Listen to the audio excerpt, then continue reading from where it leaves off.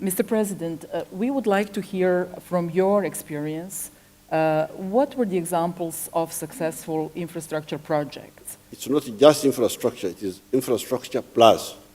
I have found that taking one element and concentrating on it is not enough.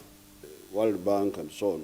They also come with some one element, women something, then tomorrow children's something. But now I'm very firm. Fortunately, I've been around for a long time. I'm no longer willing to listen to all this scattered thinking. Mr. President, we would like to hear from your experience, what were the examples of successful infrastructure projects, whether they were in your own country or in the region, and what worked, especially in terms of private sector engagement and multi-country infrastructure projects? Well, Chairperson, I'm very happy to be here. I, however, would not like to single out only infrastructure as the only crucial element in developing and transforming Africa. In the last 55 years, when I have been watching the situation in Africa, I have found that taking one element and concentrating on it is not enough. I have seen a cluster of about 10 bottlenecks that have really kept Africa behind. Infrastructure is one of them, is one of the bottlenecks. But there are other bottlenecks, like education.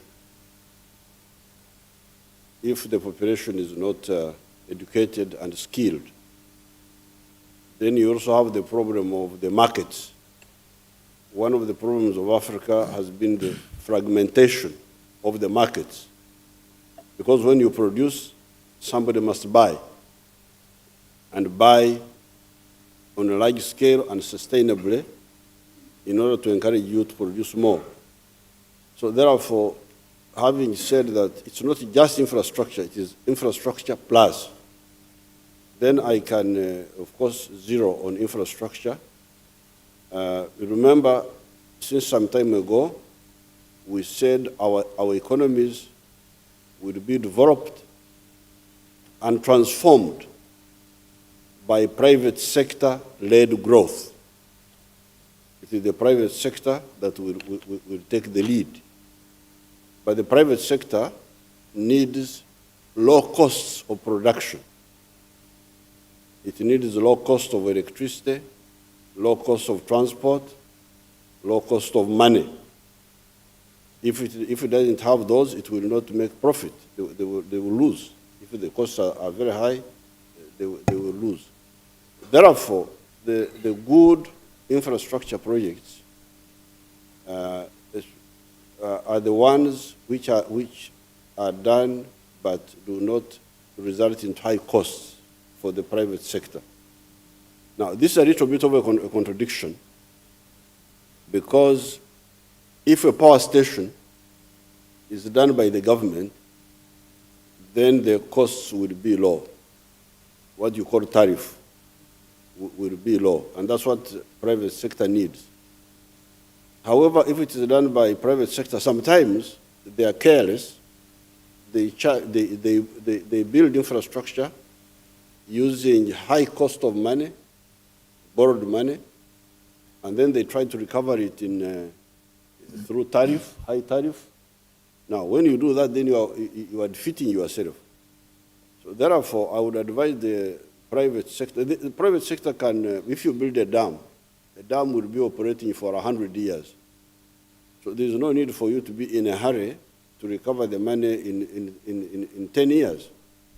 You can recover your money in 20 years so that you do not overload the tariff with the speed of trying to recover your money quickly. If you do that, then it will be a win-win situation. The private sector will contribute to infrastructure, but also the economy will develop. Because the economies of Africa need low-cost inputs in order for them to be competitive. Otherwise, they will not be competitive. So I would like again to start with you on what more can be done. Is there that political will that we are talking about in Africa? And will we have the governments to do their own part of what it would take to scale up infrastructure? The political will has always been there because many of the African governments wanted to succeed from the 1960s. However, the problem was what I call ideological meandering. One time, people will come with one element, say, oh, this is the most important, education. And then they talk about education alone. But there are many examples. If you educate people and they don't get jobs, then what happens? Then you get a crisis. And you find the people you have educated, they migrate. So I don't think the problem has been political will. The problem has been fragmented vision. Not knowing that you needed not one factor, but a cluster of them.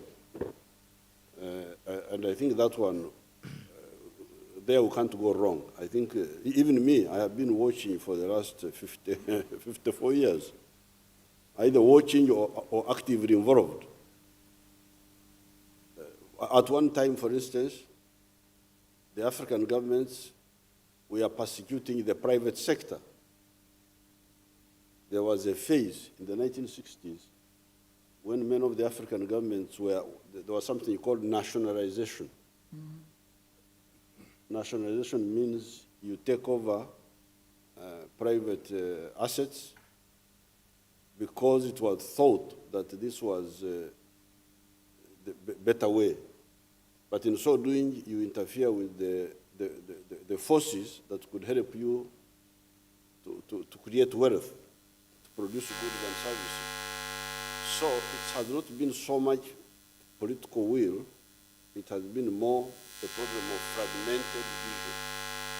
Even the international agencies, the World Bank and so on, they also come with some one element, women something, then tomorrow children's something.